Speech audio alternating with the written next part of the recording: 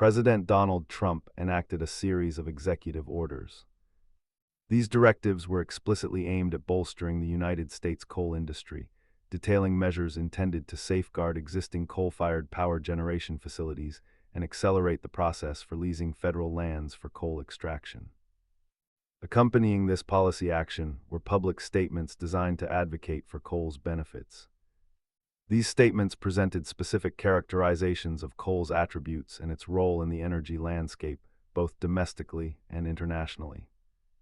An examination of these assertions, however, reveals discrepancies when compared against available operational data and documented evidence from sources including the U.S. Energy Information Administration and official government bodies. The analysis focuses on several key claims made during the promotion of these orders, beginning with the description of coal itself, particularly the terminology used to portray its environmental qualities. This characterization of coal as beautiful, clean, warrants examination against established data. Information from the U.S. Energy Information Administration does indicate a specific trend over the preceding 30 years. Carbon dioxide emissions measured per unit of electricity generated via coal combustion have declined. This particular metric offers a basis for the assertion that coal-fired power generation is, in relative terms, less emission-intensive than it was historically. However, this relative measure stands in contrast to the absolute environmental consequences associated with coal burning. The process continues to release substantial volumes of carbon dioxide, a gas identified by sources including the Energy Secretary and United Nations-supported research as a principal contributor to climate change. Beyond carbon dioxide, the EIA also documents the ongoing emission of sulfur dioxide and nitrogen oxides from coal combustion. These pollutants are known factors in the formation of acid rain, smog, and conditions detrimental to respiratory health. The term clean, therefore, appears inconsistent with these documented outputs. Furthermore, the operational reality within the United States energy landscape offers vital context. Coal's contribution to national electricity production has undergone a significant reduction, falling from approximately 45% as recently as 2010 to roughly 16% in 2023. This considerable shift, primarily driven by the increased utilization of natural gas, which now accounts for about 43% of generation, represents a key element behind the observed decrease in overall U.S. carbon emissions over that timeframe. Thus, the fuel's diminishing operational role and its persistent environmental impacts present a more complex picture than the simple descriptor, clean, suggests. Related assertions about coal's economic and operational attributes were also presented. Turning to the statements portraying coal as cheap and incredibly efficient, the available economic and operational data presents a different picture. The assertion of cheapness is directly challenged by cost projections from the Energy Information Administration. Estimates for new power generation projects anticipated to connect to the grid in 2028 place coal among the most expensive options, at nearly $90 per megawatt hour.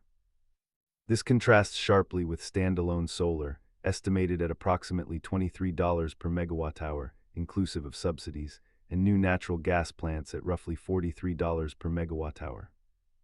Let me know if you'd like this rephrased further or styled differently. Significantly, current planning and construction activities within the U.S. energy sector reflect this economic reality. No new coal-fired power plants are presently being built or are in the planning stages. Furthermore, analysis concerning existing coal facilities reinforces this cost dynamic. A 2023 report by the nonpartisan think tank Energy Innovation concluded that 99% of the current U.S. coal fleet is more costly to operate than replacing those facilities with local solar, wind, and battery storage systems. Regarding the claim of being incredibly efficient, operational metrics provide relevant insight. The capacity factor, which measures how often a power plant runs at maximum output, offers a standard gauge of operational efficiency.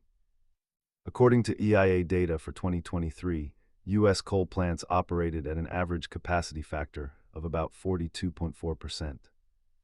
This figure is considerably lower than that achieved by nuclear power plants, which operated at approximately 93% capacity, or geothermal plants at around 69.4%. These data points suggest that characterizing coal as both cheap and incredibly efficient overlooks current market costs and operational performance benchmarks relative to other energy sources. Another quantitative claim involved comparing the nation's coal resources to its gold reserves. Delving into the specific valuation asserted, the statement positioned the value of untapped U.S. coal reserves as vastly exceeding, by a factor of 100, the value of gold bullion held at Fort Knox. An assessment of this comparison requires establishing the values involved. According to U.S. Treasury data, Fort Knox houses approximately 147.3 million troy ounces of gold. 6.2 billion, its market value, based on recent trading prices around $2,990 per troy ounce, calculates to approximately $440.6 billion. On the other side of the comparison, the Energy Information Administration reported U.S. coal reserves at about 469.1 billion short tons as of January 1, 2024. It is pertinent to note that the EIA indicates only about 53% of this total reserve is considered available for mining under current conditions. The estimated value placed on these total reserves by the EIA is approximately $598.3 billion. 6.2 billion, its market value, based on recent trading prices around $2,990 per troy ounce, calculates to approximately $440.6 billion. However, the magnitude of this difference falls substantially short of the claimed ratio. The coal value is roughly 1.36 times greater than the gold value, a significant departure from the assertion of being 100 times greater. This specific claim, therefore, represents a considerable exaggeration of the relative values based on available government estimates. Beyond domestic resource comparisons, statements were also made concerning international energy policy, specifically regarding Germany's actions.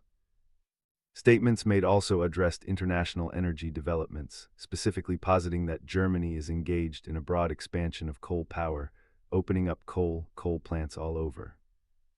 This portrayal, however, conflicts directly with information provided by Germany's own economy ministry. Responding to inquiries about the claim, a ministry spokesperson affirmed that, contrary to expansion, 18 coal-fired power plants were actually shut down within Germany during 2024. The spokesperson further reiterated the government's established policy: no new coal plants will be constructed, and the nation maintains a firm plan to phase out coal-fired power generation entirely, targeting 2038 at the latest.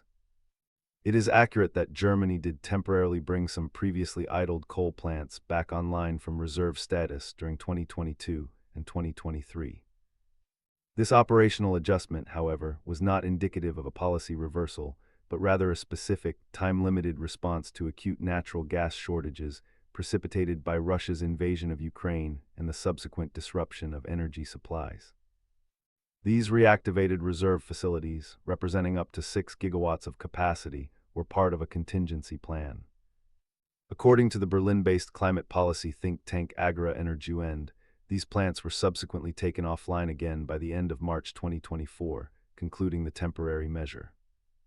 Therefore, the narrative of Germany undertaking a widespread opening of coal facilities misrepresents both the nation's stated long-term energy strategy and the specific, temporary nature of operational adjustments made in response to an external energy crisis. Collectively, these points of divergence between the statements made alongside the executive orders and the documented operational and economic realities raise questions about the factual basis underpinning the policy's promotion. The analysis reveals a consistent pattern. The characterizations of coal presented alongside the executive orders diverge significantly from the operational data, economic analyses, and stated policies documented by relevant energy and governmental bodies. Assertions regarding coal's environmental impact, its cost-effectiveness relative to alternatives, its quantifiable value compared to other assets, and the energy policy directions of other major industrial nations like Germany appear misaligned with available factual evidence. This disconnect highlights a notable gap between the narrative used to promote the policy actions aimed at boosting the coal industry and the underlying realities of that industry's current standing and trajectory, within the broader energy landscape. The executive orders, therefore, were introduced with accompanying justifications that do not fully correspond to the verifiable circumstances governing energy production, cost, and international trends. Thanks so much for watching. If you enjoyed this analysis, and be sure to give it a thumbs up and hit that subscribe button for more geopolitical insights like this. I love hearing your thoughts, so drop a comment below and let's keep the conversation going. Share this video with anyone interested in deeper perspectives on current events. Until next time, stay informed and think critically. Thank you.